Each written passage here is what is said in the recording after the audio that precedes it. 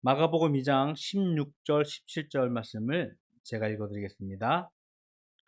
바리새인의 서기관들이 예수께서 죄인 및 세리들과 함께 잡수시는 것을 보고 그의 제자들에게 이르되 어찌하여 세리비 죄인들과 함께 먹는가? 예수께서 들으시고 그들에게 이르시되 건강한 자에게는 의사가 쓸데없고 병든 자에게라야 쓸데있느니라. 나는 의인을 부르러 온 것이 아니요 죄인을 부르러 왔노라 하시니라. 아멘. 예수님을 좀 자세하게 알자라고 지난주부터 말씀을 좀 카테고리를 정해서 말씀을 묵상하려고 하고 있습니다. 인간의 죄와 슬픔, 고통과 고난의 삶의 현장에 직접 찾아오신 우리와 동일하게 살과 피 그리고 우리의 동일하게 배고픔과 슬픔을 아셨던 역사적 예수를 묵상해 보았습니다. 그저 저 멀리서 관망하시는 것이 아니라 관조하는 것이 아니라 훈수 두는 것이 아니라 우리가 직접 삶을 사셨던 예수님을 우리가 잠시 묵상해 보았습니다. 여러분의 삶의 현장에 찾아오신 예수님, 그 예수님을 여러분들이 만나기를 원했었습니다. 오늘은 좀 다른 카테고리입니다. 사회학적 의미라고 할까요? 우리가 사회를 바라보는 관점으로 예수님의 삶을 좀 나누려고 합니다. 오늘 본문의 말씀은 예수님께서 그의 제자 레위, 그의 직업은 세리였습니다. 세리를 부르신 후 세리와 레위와 그의 친구들과 함께 음식을 먹는 장면에서 나오는 부분입니다. 여러분, 예수님께서 부르셨던 예수님의 제자들을 한번 상상해 보십시오. 어떤 이들이었습니까? 갈릴리 호수에서 물고기를 잡는 사람들이었습니다. 당시 이스라엘이 로마 제국에 사로잡혀 있었기 때문에 포로로 되어 지배를 받고 있었기 때문에 좀 우리가 회복하고자 독립하고자 열심히 운동했던 열성당원들, 또 오늘 제가 말씀드렸던 세리처럼 당시 이스라엘의 종교적으로 민족적으로 도무지 받아들일 수 없는 이들, 예수님의 제자들은요 당시 종교적으로 사회적으로 중심에 있거나 그 사회를 이끌어가는 이들이 아니라 변두리의 사람들이었습니다. 평범하다 못해, 아니 우리가 오히려 하찮다고 여기는 이들이 예수님과 함께했던 새로운 공동체의 모습을 가지고 있었습니다. 이를 오늘 본문에 등장하는 바리새인의 서기관들, 율법을 잘 알고 종교를 잘 알고 당시 사회의 지도층으로서 선생이다, 랍비다 불리우는 자들이 달갑게 여기지 않았습니다. 예수님은요 세상의 가치관을 완전히 뒤엎은 새로운 공동체를 먼저 형성하셨습니다. 예수님 주변에 있었던 인물들, 말씀드린 대로 어부들, 세리들, 병든 자들, 귀신 들린 자들, 여성들과 가난한 자들. 예수님의 공동체는요 혈통이나 신분, 직업이나 종교적으로 제한을 두고 모으시는 것이 아니었어요. 오히려 사회적으로 배제되어지고 종교적으로 소외되었던 이들이 예수님 주변에 모이면서 새로운 공동체가 형성되었습니다. 로마 제국과 유대 종교 지도자들이 철저히 계획을 가지고 질서를 유지하던 가운데 예수님은요 새로운 사회적 변혁을 이루기 위한 공동체를 만드신 것이었습니다. 그리고 그 지도자들이 세웠던 허울뿐인 가식적인 질서들을 허물기 시작하셨던 것이었습니다. 여러분, 예수님 주변에 정말 많은 이들이 모여 있었습니다. 예수님의 사건에 보면 이런 사건이 하나 있어요. 중풍병자 들린 사람이 있었는데 이 친구들이 이를 예수님께 데리고 가고자 할 때 너무나 많은 사람들이 모여 있었기 때문에 불가피하게 지붕을 뜯고 예수님 앞에 자신의 친구를 내려놓는 장면이 있습니다. 오병이어의 사건 기억하시죠? 성경에서는 물고기 2마리와 보리떡 5개로 몇 명이 먹었다고? 5천 명이 먹었다.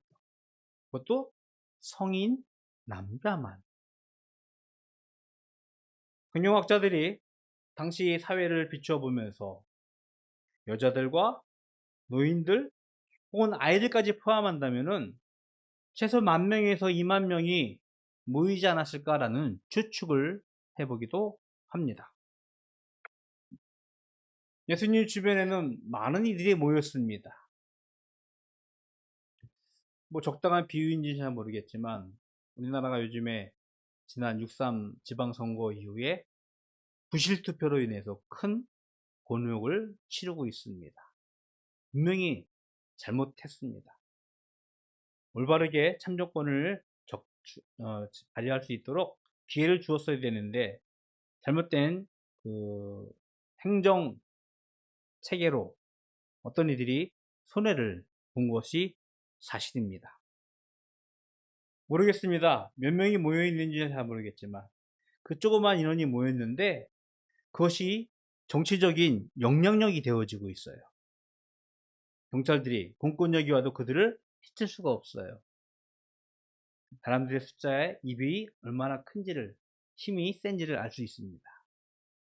근데 오늘 보면 성경의 말씀에 보면 예수님 주변에 이렇게 많은 이들이 모였다면 그들의 선생이 되어서 그들에게 말씀을 전하는 이들이 지도자가 있었다면 분명히 영향력 있는 사람의 틀림이 없었을 거예요.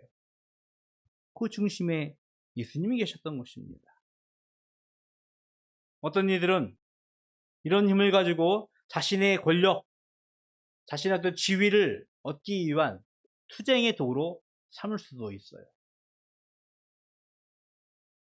참 안타까운 것은 현대교회 역사 뿐만 아니라 기독교 역사를 보면은 이런 이들이 많이 있었습니다. 때로는 제국의 앞잡이가 되어서 최신에는 어떤 정치적 왜곡된 정치 성향의 집단의 어떤 우두머리가 되어서 교회를 교회의 힘을 남용하는 자들이 있습니다. 예수님도 충분히 그럴 만한 지위와 힘을 가지고 공동체를 만드셨습니다. 그러나 예수님이 형성한 공동체는요, 세상의 권력을 차지하기 위한 공동체가 아니었습니다. 하나님 나라를 미리 보여주며 하나님의 나라를 살아가게 하기 위한 하나님의 나라의 삶을 보여주는 새로운 공동체였다는 것입니다. 세상의 조건, 세상의 자격과는 전혀 상관없이 그저 예수님을 따르기만 한다면, 예수님을 믿기만 한다면 그 공동체 안에서 더불어서 예수와 더불어 살아가는 공동체의 자격이 주어졌던 것입니다. 이 말씀을 묵상해 보면서 우리 교회의 어떤 치부라고 할까요? 단면을 좀 보게 되어집니다. 참 안타까운 것은요, 지역에 따라서 어떤 위치에 따라서 교회가 계급화되어지고, 교회가 좀 분리가 되는 그런 느낌을 조심스럽게 받고 있습니다. 우리 교회가요, 세상의 조건, 자격, 자질, 그의 힘, 그거 상관없이 그저 예수님을 따르는 믿음의 공동체로 세워져야 할 줄로 믿습니다. 둘째, 예수님은요, 수많은 군중을 이끌면서도 결코 정치적 선동이나 세상의 권력을 지향하지 않으시고 도리어 사회적 약자들을 끝까지 포용하시는 지도자의 모습을 우리들에게 보여주셨습니다. 말씀드린 대로 많은 이들이 모입니다. 혁명가들, 정치가는요, 자신의 권력 정치를 위해서 그들을 사용합니다. 하지만 예수님은요, 그 많은 이들보다 한 영혼에 집중하고 계십니다. 세리들과 죄인들과 함께 음식을 나누고 있었습니다. 이를 보고 힐난하는 바리새인의 서기관들에게 예수님이 하신 말씀, 너무나 잘 알고 있는 17절의 말씀이에요. 건강한 자에게는 의사가 쓸데없고 병든 자에게야 쓸데있느니라. 나는 의인을 부르러 온 것이 아니요 죄인을 부르러 왔노라. 지금도 그렇지만 예수님 당시에는요, 식탁 공동체는 매우 큰 의미를 가지고 있었어요. 같이 식탁을 나누면서 음식을 먹는 일, 그것은 관계의 형성이고 상대방을 수용하겠다는 의미입니다. 결코 나와 관계없는 자들과 식탁을 나누지 않고 나와 적진자들과 음식을 나누지 않는 시대였습니다. 하지만 예수님은 오늘 본문에서 죄인들이라 칭함을 받는 세리들, 그의 친구들과 함께 먹습니다. 그들을 수용하세요. 그들을 자신의 공동체 안으로 그들을 초대하고 있습니다.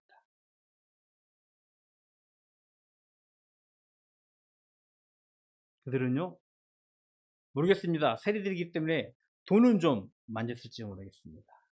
하지만 분명한 것은 하나님의 법으로부터, 하나님의 나라로부터 소외된 자들, 죄인들이라는 칭함을 받고 있었던 자들입니다. 오늘 설교 제목이 죄인의 친구예요. 그들에게는 친구가 없습니다. 그들에게 동료가 없어요. 그들에게는 하나님의 공동체가 없었습니다. 하지만 예수님은 그들에게 관심을 갖고 계세요.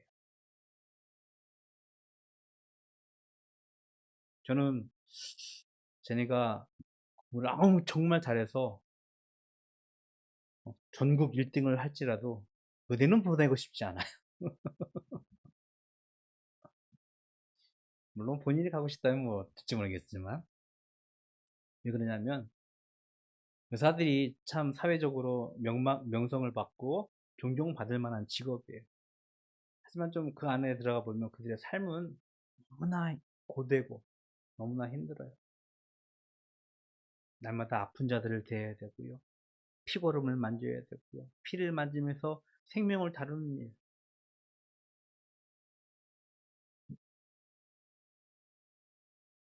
의사에게는 그렇게 아픈 사람들을 미리 찾아가게 마련이에요.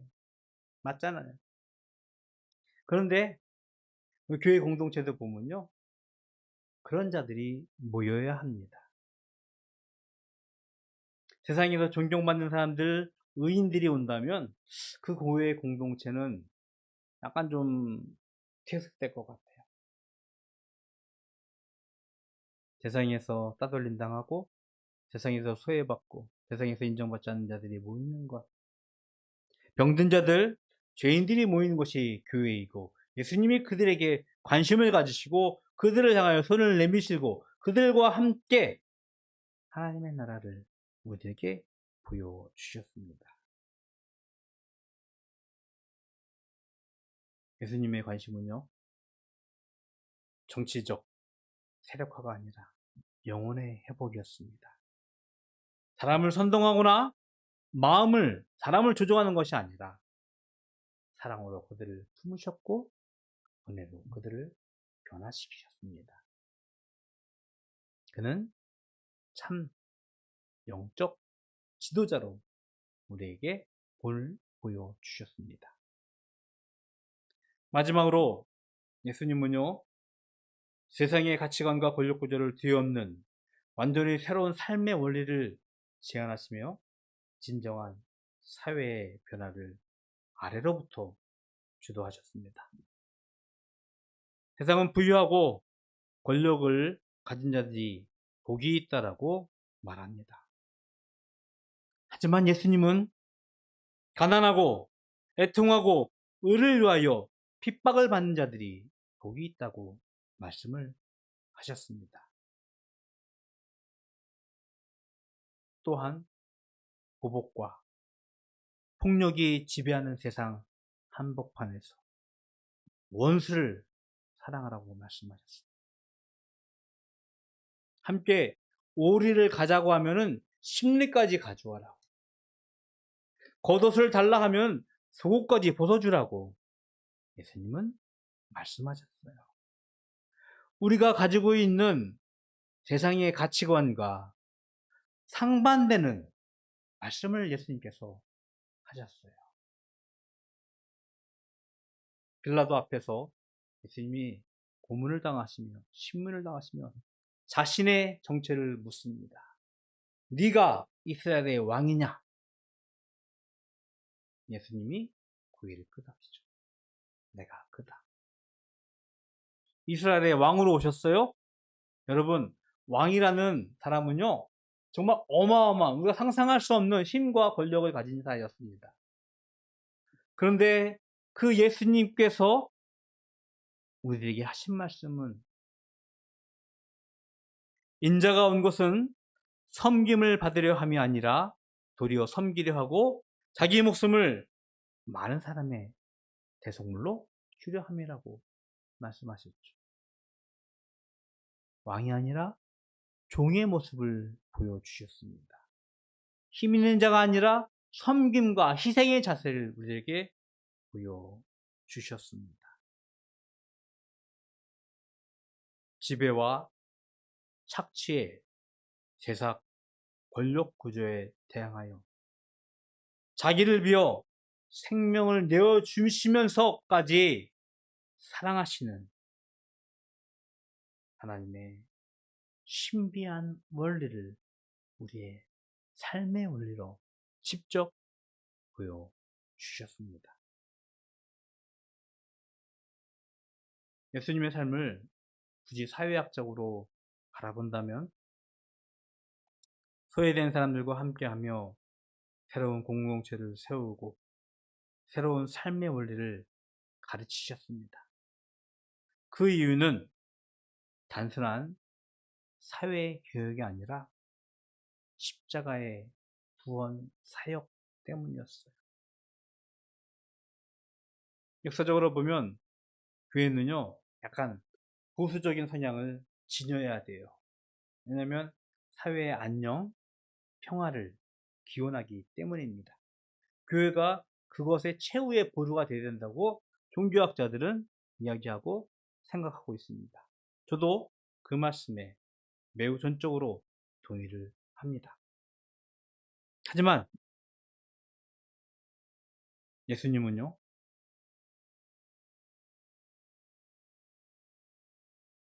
우리가 지금 직면한 우리 사회 현실, 교회의 현실을 정반대로 넘어서면서 약하고 소외된 자들, 그들 편에 서서 그들과 함께 하나님 나라의 신비로운 삶을 우리들에게 보여준 변혁적인 공동체를 우리들에게 삶으로 보여주셨습니다. 우리가 예수님을 따라서 우리의 삶으로 보여주어야 할 세상의 혁명은요, 피를 흘리는 방식은 결코 아닙니다. 예수님은 칼을 드는 대신 기꺼이 자신을 희생하며 자신의 희생과 자신의 헌신을 통하여서 우리의 사회를 변화시키셨습니다. 이 거룩한 희생, 이 거룩한 사랑이 있었기 때문에 초대교회는요, 많은 이들로부터 칭송을 받게 되어집니다. 사도행전 2장 47절의 말씀이에요. 공동번역이라는 성경인데요. 좀 읽어드리겠습니다. 하느님을 찬양하였다. 이것을 보고 모든 사람이 그들을 우러러보게 되었다. 그들이 힘이 있어서, 그들이 권력이 있어서 그들을 우러러본 것이 아니었습니다. 그들이 보여준 것은 예수님이 보여주신 사랑과 헌신, 희생, 겸손, 그것을 보고 그들을 칭송하며 그들을 우러러본 것이었습니다. 교회의 존재 목적은 사적인 위로나 번영이 아닙니다. 소외된 이웃들과 더불어 새로운 공동체, 곧 하나님의 나라를 이 땅 위에 가식적으로 눈에 보이게 세우는 것입니다. 또한 기꺼이 타락한 세상의 성공과 세상의 가치관을 거룩하게 저항하는 것입니다. 그리고 낮아짐과 섬김, 포용과 희생이 나는 하나님 나라의 삶을 살아내는 것이 교회의 모습이 되어야 될 줄로 믿습니다. 그렇게 예수 그리스도를 우리가 알아가고 예수 그리스도를 우리가 믿음을 통하여서 이 땅에서 거룩한 하나님의 변화된 공동체로 세워지는 이 모든 바다교회 가족이 되기를 주님의 이름으로 축복을 드리겠습니다. 기도하겠습니다. 좋으신 하나님, 감사합니다. 하나님께서 이 땅에 독생자 예수 그리스도를 보내셨는데 그는 분명히 왕이었지만 자신을 내어주는 섬김과 희생의 삶을 사셨습니다. 그것이 우리의 삶이 되기를 원합니다.